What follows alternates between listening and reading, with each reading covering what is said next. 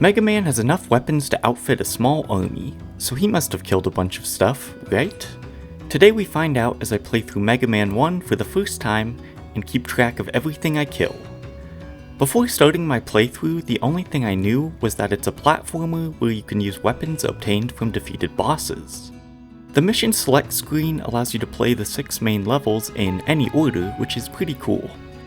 With my limited knowledge and no strategy, I chose to start at the top with Cutman and work my way clockwise.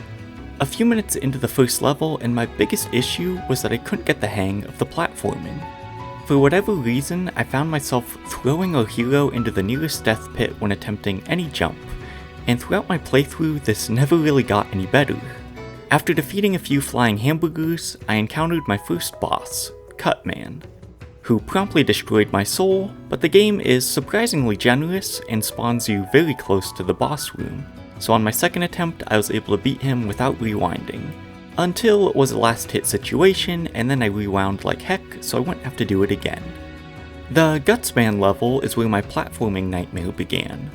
Like, why is this so hard? Don't they know I can barely make a jump between 2 static objects, let alone onto a moving platform that disappears at inopportune times? Near the end of the level, it forces you to fall down a random hole and hope for the best, which I initially chalked up to bad game design, but then I remembered the chasms in Tears of the Kingdom did the same thing, so I may need to rethink my opinion.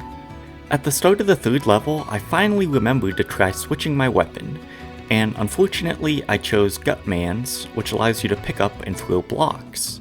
If you're familiar with the game, this is probably obvious, but for a newbie like me who tested it without a block to pick up and throw, it made me think I was doing something wrong. Thankfully, I also had Cutman's weapon to test, but this confusion would come back to bite me later. Moving on, the disappearing ice platforming was so frustrating, and made me question if I should have given up gaming 10 years ago when I was still young and much better at it. The boss Iceman was by far the hardest so far. His multi-shot attack was incredibly challenging to dodge, and I felt having the ability to crouch would have been a welcome addition, but as it is, you just have to get good or rewind. Bomb Man's level was refreshingly easy with nothing stand out about it. Fireman's level had a lot of what else but fire-based platforming. I finally started to understand when exiting and entering a screen that not only enemies but items respawn, which could be abused to farm health and ammo. Having previously obtained the ice weapon made this boss the easiest by a country mile. Elecman is where I made my first major mistake. The level started with another tricky platforming section before eventually splitting into 2 paths. Following the right path, I came across what looked like a new weapon lying on the ground, but it was blocked by blocks, and since I hadn't figured out how to pick them up, I surmised it must be optional. So, I backtracked and eventually completed the level by taking the left side path. Spoilers, it wasn't optional.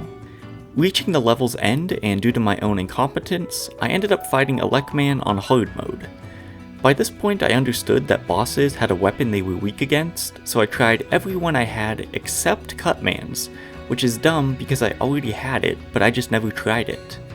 No idea why, just me being a space ranger. Of course that weapon was his weakness, but I ended up using the basic pellet gun and rewinding a lot before finally moving on to the last level. Starting the final showdown with Dr. Wily went perfectly. After almost flawlessly fighting 4 giant eyeballs, I faced my greatest challenge yet, a couple of Minecraft blocks. This impenetrable barrier halted my progress until, finally, I used that dumb weapon which allowed me to pick them up.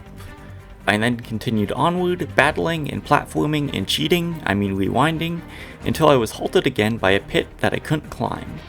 The walls were too steep and no amount of wildly flailing or shooting did anything.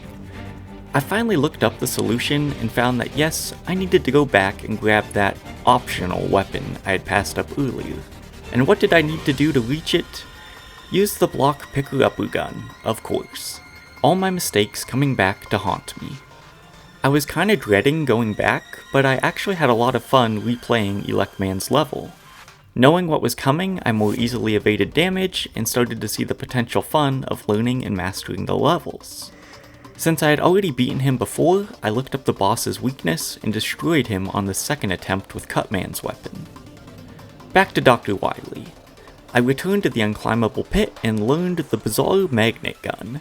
It allows you to shoot temporary platforms anywhere you want, which is useful, but I still don't understand how you make large versus small platforms, or how far away from the wall they appear. But through trial and error, I progressed.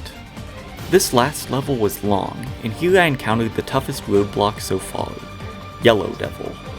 I immediately died, and before my corpse hit the floor, I was looking up strategies on how to beat him. Up to this point, I thought maybe if I had Mega Man 1 as a kid, I could have beat 3 or 4 of the basic levels, but even if I had somehow made it this far, I guarantee I would not have been able to beat this guy. After taking him down and fighting a few old bosses again, I encountered another unique fight, the copy ability boss.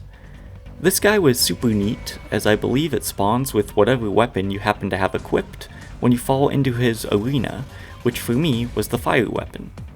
Finally, after a few more sub-bosses, I reached Dr. Wily. I have no idea why I'm attacking this old man, but I'm always down to fight a senior citizen. I arrived at his arena more dead than alive, so I copped the death and faced him again with a full health bar. By staying under his head and mainly using the electric attack, I was able to destroy the old guy's mech and beat Mega Man 1. So, how many enemies did I destroy in my first playthrough? In total, as Mega Man, we killed 35 bladers, 7 mets, 18 fleas, 5 spines, 39 octopus batteries, 27 screw bombers, 23 watchers, 67 pangs, 32 killer bullets, 2 flying shells, 12 beaks, 2 sniper joes, 4 crazy razy, 4 picket men, 25 tackle fire, and 6 big eyes. We also killed a number of bosses, including 2 cutmen, 2 gutsmen, 2 firemen, 2 bombmen, 2 icemen, 1 yellow devil, 3 electmen, 1 copy robot, 1 CWU-01P, and Dr. Wily.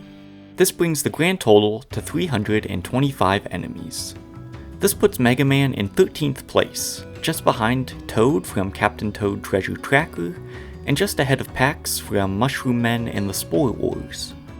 On the one hand, this feels pretty high in comparison to the amount of levels in the game, but considering this guy is a robot with a bunch of weapon attachments on his arms, he's maybe not as murderous as he could have been.